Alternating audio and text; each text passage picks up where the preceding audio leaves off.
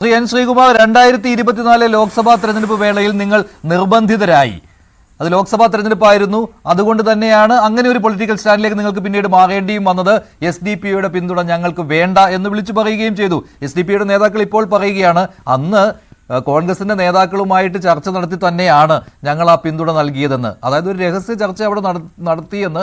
കാരണം SDP-ക്ക് ഇത് വെളിയിൽ പറയേണ്ടത് അത്യാവശ്യമാണ്. കോൺഗ്രസ്സുകാർ പിന്തുണ തേടി ഞങ്ങളുടെ അടുത്തേക്ക് വന്നിരുന്നുവെന്ന്. ശരി, 2024 നിങ്ങൾ പിന്തുണ വേണ്ടെന്ന് വെച്ചു. വിവാദമായതുകൊണ്ട് മാത്രം കോൺഗ്രസിൽ തന്നെ അതിനെതിരെ എതിർപ്പ് ഉയർന്ന പശ്ചാത്തലത്തിൽ ഇത്തവണ പക്ഷേ നിങ്ങൾ ഒരു പ്രശ്നവുമില്ല, ആരും വോട്ട് ചെയ്യട്ടെ എന്ന് വന്നു. പക്ഷേ മൗലികവാദികൾക്ക് ഇടം കൊടുക്കുന്ന സമീപനമാണ് നിങ്ങൾ സ്വീകരിച്ചിരിക്കുന്നത് എന്നുള്ള വിമർശനം ഉയർന്നിരിക്കുകയാണ്. അത് BJP-യിൽ നിന്ന് മാത്രമല്ല, LDF-ഉം അതേ കാര്യം പറയുകയാണ്. LDF പറയുന്നു പോട്ടെ, കാരണം നേരത്തെ CPM ഈ പിന്തുണ സ്വീകരിച്ചിട്ടുള്ളതാണ്. പക്ഷെ നിലവിൽ CPM ഈ നിലപാടിലാണ്, അവർക്ക് വേണ്ട ഈ പിന്തുണ, പക്ഷെ നിങ്ങൾക്ക് വേണം. അങ്ങനെയാണ് രാഹുലിന് ജയിക്കുവാനും കഴിഞ്ഞത്. നോക്കൂ മഞ്ജുഷേ, നമ്മള് ഈ ചില മതസംഘടനകളുമായി ബന്ധപ്പെട്ട പ്രസ്ഥാനങ്ങളുടെ വോട്ട് സ്വീകരിക്കുന്നത് പല ഘട്ടത്തിലും അത് CPM ഉണ്ടാക്കിയെടുക്കുന്ന ഒരു അജണ്ടയുണ്ട്. അതായത് ഇപ്പൊ അവർക്ക് അതിനുള്ള സംവിധാനമുണ്ട്. അതായത് ഇപ്പൊ പുരോഗമന കലാസാഹിത്യ സംഘമോ അല്ലെങ്കിൽ അവരുടെ ഏതെങ്കിലും സാംസ്കാരിക വിഭാഗമോ ഒക്കെ അവർ അതിനുവേണ്ടി ഒരുക്കി നിർത്തിയിട്ടുണ്ട്. അതായത് അവർക്ക് പിന്തുണ കൊടുക്കുന്ന സമയത്ത് അതിനെ ന്യായീകരിക്കാനും, ഈ സംഘടനകൾ കോൺഗ്രസിന് പിന്തുണ കൊടുക്കുന്ന സമയത്ത് കോൺഗ്രസ് വർഗീയവാദികൾ എന്ന് ചിത്രീകരിക്കാനുള്ള സംവിധാനം അവർക്കുണ്ട്. കോൺഗ്രസ്, അതാണ് AK ആന്റണി പറഞ്ഞത്, കോൺഗ്രസ്സുകാർക്ക് എന്താ അമ്പലത്തിൽ പോയി കുറുതൊട്ടുകൂടിയെന്ന്. കോൺഗ്രസ്സുകാർ കുറുതൊട്ടാൽ മൃദു ഹിന്ദുത്വം എന്ന് ആക്ഷേപിച്ചു CPM. അതിന് AK ആന്റണി വ്യക്തമായ മറുപടി കൊടുത്ത് രണ്ട് വർഷം മുമ്പ് കഴിഞ്ഞ ലോക്സഭാ തെരഞ്ഞെടുപ്പ് കാലത്ത് കോൺഗ്രസ്സുകാർക്ക് എന്താ കുറുതൊടാൻ പാടില്ലേ, കോൺഗ്രസ്സുകാർക്ക് എന്താ രാഖി കെട്ടാൻ പാടില്ലേ, കോൺഗ്രസ്സുകാർക്ക് എന്താ കാവ്യം കൊണ്ടെടുക്കാൻ പാടില്ലേ. അപ്പൊ ആദ്യം ഇത് പറഞ്ഞപ്പോ അതങ്ങ് നിന്നു. പിന്നെ ഇപ്പൊ പൊളിറ്റിക്കൽ ഇസ്ലാം എന്നൊക്കെ ഒരു പുതിയ ഭാഷ കൊണ്ടുവന്നിരിക്കുകയാണ് നമ്മുടെ നാട്ടിൽ. നിങ്ങളൊന്ന് ആലോചിച്ച് നോക്കൂ, CPM എന്ന് പറയുന്ന പ്രസ്ഥാനം അവരെ ജനത്തിന് വിശ്വാസമില്ലാതായി, മുസ്ലിം പ്രസ്ഥാനങ്ങൾക്കും CPM-ന് വിശ്വാസമില്ലാതായി. PT കുഞ്ഞുമുഹമ്മദ് ചലച്ചിത്ര സംവിധായകൻ, അദ്ദേഹം 1994 തോന്നുന്നു ഗുരുവായൂർ ഉപതെരഞ്ഞെടുപ്പിൽ മത്സരിച്ചു. അന്ന് JSS ഉണ്ടായ കാലമാണ്. നമ്മുടെ അബ്ദുൾ സമദ് സമദാനിയായിരുന്നു എതിർ സ്ഥാനാർത്ഥി. അന്ന് ജമാഅത്തെ ഇസ്ലാമി പിന്തുണച്ചത് PT കുഞ്ഞുമുഹമ്മദിനെ. 2500 വോട്ടിന് ജയിച്ചു. മത്തായി ചാക്കോ മരിച്ചപ്പോ തിരുവമ്പാടി ഉപതെരഞ്ഞെടുപ്പ് വന്നു. അന്ന് ജോർജ് M. തോമസ് ആണ് അവിടെ സ്ഥാനാർത്ഥിയായിരുന്നത്. അന്ന് ജമാഅത്തെ ഇസ്ലാമിയുടെ പിന്തുണ CPM-ന് കിട്ടി. ഏതാണ്ട് 200-300 വോട്ടിനൊരു കഷ്ടിച്ച് ജയിച്ചു. പിന്നെ അതിനുശേഷം ഈ നമ്മുടെ 2009 അവര് LDF-നെ പിന്താങ്ങി. ക്ഷമിക്കണം, 2011 അവർ LDF-നെ പിന്താങ്ങി. 130 അല്ലെ 120 അസംബ്ലി മണ്ഡലങ്ങളിൽ പരസ്യമായിട്ട് പിന്തുണ പ്രഖ്യാപിച്ചത് ഗംഭീരമായിട്ട് അന്ന് മാധ്യമ പത്രം റിപ്പോർട്ട് ചെയ്തത് എന്റെ ഓർമ്മയിലുണ്ട്. ഇനി അതൊക്കെ പോട്ടെ, 2009 18 ലോക്സഭാ മണ്ഡലത്തിൽ ജയിച്ചു. ഈ 18 CPM-ന് പിന്തുണ കിട്ടിയത് ജമാഅത്തെ ഇസ്ലാമിയുടെയാണ്. അതൊക്കെ എല്ലാം പത്രത്തിൽ കിടപ്പാണ്. ഇനി CPM എന്താ ചെയ്തത്? 1994 കൃത്യമായിട്ട് ഞാൻ ഡേറ്റ് പറഞ്ഞത്, 94 ഏപ്രിൽ 22 അന്ന് CPM-ന്റെ മുഖപത്രത്തിന്റെ ഹെഡിങ് തെരഞ്ഞെടുപ്പ് ശ്രദ്ധേയമായ 2 തീരുമാനങ്ങൾ എന്നായിരുന്നു. എന്താണ് ശ്രദ്ധേയമായ 2 തീരുമാനം അറിയാമോ? 1, ജമാഅത്തെ ഇസ്ലാമിയുടെ പിന്തുണ കിട്ടുന്നു. 2, കാത്തലിക് ബിഷപ്പ് കോൺഫറൻസ് ഓഫ് ഇന്ത്യയുടെ പിന്തുണ കിട്ടുന്നു. ഇത് മുഖപ്രസംഗമാണ് ദേശാഭിമാനിയുടെ. കൃത്യമായിട്ട് പറഞ്ഞാല് 1996 ഏപ്രിൽ 22 ഞാനത് കുറിച്ചു വെച്ചിട്ടുണ്ട്. എടുത്ത പത്രം എടുത്ത് നോക്ക്. അപ്പൊ അതാണ് CPM. ആ CPM-നെ ഈ മുസ്ലിം പാർട്ടികൾക്ക് വിശ്വാസമില്ലാതായപ്പോൾ അവരെന്ത് ചെയ്തു? മതേതര പ്രസ്ഥാനമായ കോൺഗ്രസ് ആണ് ഒന്നുകൂടി മെച്ചമെന്ന് അവർക്ക് തോന്നി. അതുകൊണ്ട് അവർ കോൺഗ്രസിനെ പിന്താങ്ങാൻ തീരുമാനിച്ചു. ഇവിടെ നമ്മൾ ആലോചിക്കേണ്ട കാര്യമുണ്ട്.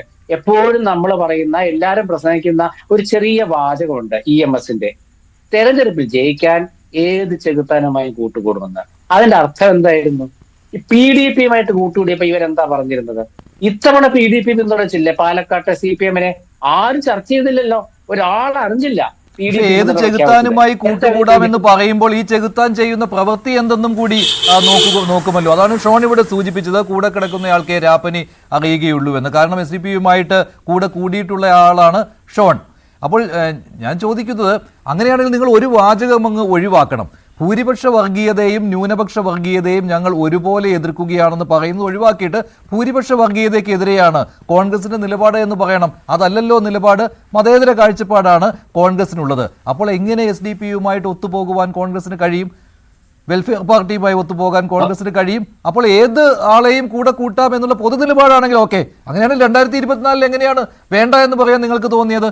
അവിടെ എന്തായിരുന്നു രാഷ്ട്രീയ സാഹചര്യം അപ്പോൾ?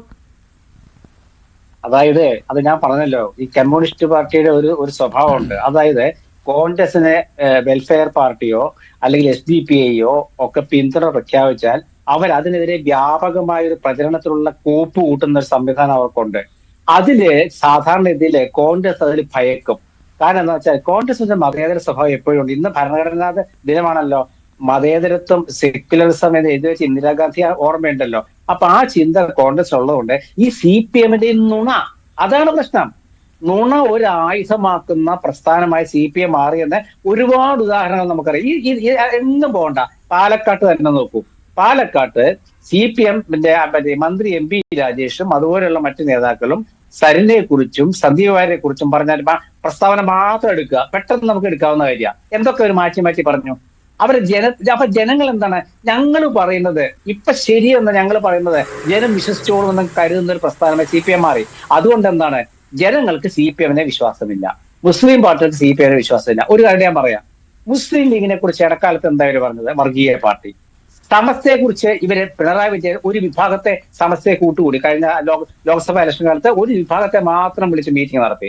അവസാനം സമസ്തയുടെ വൈസ് പ്രസിഡന്റ് സാദിഖ് അലി തങ്ങളാണ്, ജിഫ്രി മുത്തുക്കോയ തങ്ങൾ പറഞ്ഞു സമസ്തയ്ക്ക് ഒരു രാഷ്ട്രീയമില്ലെന്ന് പറയേണ്ടി വന്നില്ലേ? അപ്പൊ അവിടെ ആ മുസ്ലിം രാഷ്ട്രീയം ഏതാ? മുസ്ലിം ലീഗിനെ അവർ വർഗീയ പാർട്ടിയെ ഇടക്കാലത്ത് അവർ ആക്ഷേപിച്ചു. പക്ഷെ അപ്പോൾ ഇന്ത്യൻ നാഷണൽ ലീഗ് അവരുടെ കൂട്ടത്തിലുണ്ട്. അത് മിണ്ടുന്നില്ല, അതവർ മിണ്ടുന്നില്ല. ഇതൊക്കെയാണ് ഇപ്പൊ ഇനി അതൊക്കെ പോട്ടെ. വർഗീയ പാർട്ടിയായിട്ട് കരുതുന്നുണ്ടോ കോൺഗ്രസും UDFും അതുപോലെ തന്നെ വെൽഫെയർ പാർട്ടിയെയും? അല്ല, ഞാൻ കോൺഗ്രസിന്റെ അഭിപ്രായം ഞാൻ എങ്ങനെയാ പറയാ, SDPI ആണെങ്കിലും വെൽഫെയർ പാർട്ടി ആണെങ്കിലും അത് മുസ്ലിം പ്രസ്ഥാനത്തോട് ഒത്തു നിൽക്കുന്ന രാഷ്ട്രീയ പ്രസ്ഥാനങ്ങളായതുകൊണ്ട് കാലാകാലങ്ങളിൽ അവരെടുക്കുന്ന തീരുമാനങ്ങൾ അതാത് രാഷ്ട്രീയ സാഹചര്യം അനുസരിച്ചിട്ടാണ്. മുസ്ലിം ലീഗിനെയും SDPയെയും വെൽഫെയർ പാർട്ടിയെയും ഒരേ രീതിയിൽ തന്നെ കോൺഗ്രസിന് കാണാൻ കഴിയുമോ ഇല്ലയോ? അത് പറ്റില്ലല്ലോ. മുസ്ലിം ലീഗ് എന്തായാലും നിങ്ങളുടെ ഘടകകക്ഷിയാണ് UDFിലെ. അല്ലല്ല, അങ്ങനെ കാണുന്നേ ഇല്ല. മുസ്ലിം ലീഗ്, അതായത് മുസ്ലിം ലീഗിനെതിരെയല്ലേ ഗുരുവായൂരിലെ CPM ജമാഅത്ത് പിന്തുണ കൊടുത്തത്? അതല്ലേ ഞാൻ ഉദാഹരണം. അപ്പോൾ വോട്ട് കിട്ടുന്നതിന് വേണ്ടി മാത്രം പാലക്കാട്ടെ സാഹചര്യത്തിൽ SDPയെയും വെൽഫെയർ പാർട്ടിയെയും കൂടെ കൂട്ടണം, എന്നാലേ മുസ്ലിം ന്യൂനപക്ഷ ഏകീകരണം സാധ്യമാവുകയുള്ളൂ. ആ ഒരു അജണ്ട വെച്ചുകൊണ്ട് ഇത് പക്ഷേ മതേതരത്വത്തിൽ നിന്ന് വ്യത്യസ്തമാണ് കേട്ടോ ഈ നിലപാട്. മുസ്ലിം ന്യൂനപക്ഷ ഏകീകരണമാണ് ലക്ഷ്യമിട്ടത്. അതിനുവേണ്ടി നിങ്ങളോടൊപ്പം മുസ്ലിം ലീഗ് ഉണ്ട്, അതിനൊപ്പം തന്നെ SDPയും വെൽഫെയർ പാർട്ടിയും വേണം. ആ ഒരു നിലപാട് സ്വീകരിച്ചു, അത്രയേ ഉള്ളൂ. അത് തുറന്നു പറഞ്ഞാൽ മതിയല്ലോ. അല്ലല്ല മഞ്ജുഷ, അങ്ങനല്ല. അതായത് SDPയുടെ പിന്തുണ വേണ്ട എന്ന് കഴിഞ്ഞ ലോക്സഭാ തെരഞ്ഞെടുപ്പിൽ കോൺഗ്രസ് പറഞ്ഞാൽ അത് അസംബ്ലി ഇലക്ഷന് മാറുമോ? തിരുത്തി പറഞ്ഞോ കോൺഗ്രസ്?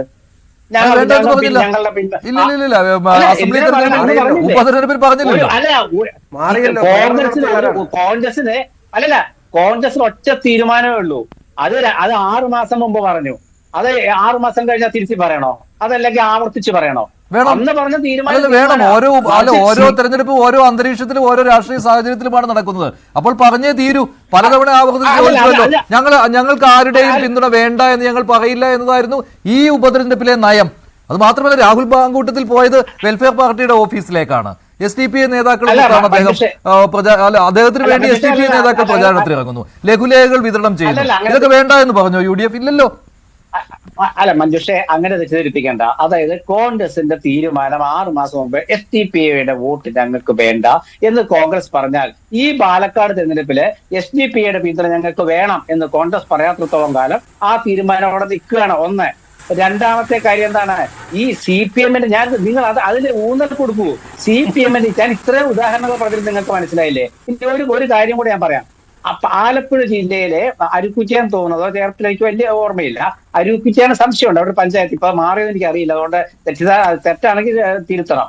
അവിടെ അന്ന് വെൽഫെയർ പാർട്ടിയുമായിട്ട് പരസ്യമായിട്ട് പിന്തുണ ചേർന്ന ഒരു പാർട്ടിയാണ് CPM. 2015-16 തദ്ദേശ തെരഞ്ഞെടുപ്പില് അപ്പൊ ഞാൻ പറയുന്നത് വെച്ചാല് CPM ഇപ്പൊ തന്നെ നിങ്ങൾ നോക്കൂ, CPM-നെ അവർ SDPI-യോ PDP-യോ പിന്താങ്ങിയാൽ അവർ മിണ്ടില്ല. ഞാനതാ അത് ഞാൻ നേരത്തെ പറഞ്ഞല്ലോ, ഇത് രണ്ടുപേരും UDF-ഉം LDF-ഉം ഇക്കാര്യത്തിൽ ഒരേ നിലപാട് സ്വീകരിക്കുന്നവർ തന്നെയാണ്. വെളിയിൽ പറയും ഞങ്ങൾ ന്യൂനപക്ഷ വർഗീയതയ്ക്ക് എതിരാണെന്ന്, പക്ഷെ അവരോടൊപ്പം കൂടും. ഇപ്പോൾ മലപ്പുറത്ത് തന്നെ കീഴ്പറമ്പ് പഞ്ചായത്തിൽ വെൽഫെയർ പാർട്ടിയിലെ 2 അംഗങ്ങളുടെ പിന്തുണയോടെയാണ് UDF ഭരിക്കുന്നത്. കൂട്ടിലങ്ങാടി പഞ്ചായത്തിൽ 3 അംഗങ്ങളുള്ള വെൽഫെയർ പാർട്ടി അല്ല, UDF ആണ് ഭരിക്കുന്നത്.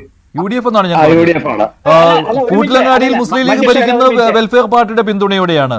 കോഴിക്കോട് കാരശ്ശേരിയിൽ ഇരുമുന്നണികൾക്കും തുല്യ സീറ്റുള്ള ഉണ്ട്. അവിടെ വെൽഫെയർ പാർട്ടി അംഗത്തിന്റെ ബലത്തിലാണ് UDF ഭരിക്കുന്നത്. LDF-ന്റെ കാര്യം ഞാൻ നേരത്തെ വായിച്ചിരുന്നു. LDF SDP-യുടെ പിന്തുണയിൽ ഭരിക്കുന്ന പഞ്ചായത്തുകളെ കുറിച്ചും നഗരസഭയെ കുറിച്ചും. അപ്പോൾ ഇതിപ്പോ രണ്ടുപേരും ഒരേ രീതിയിൽ തന്നെയാണ്.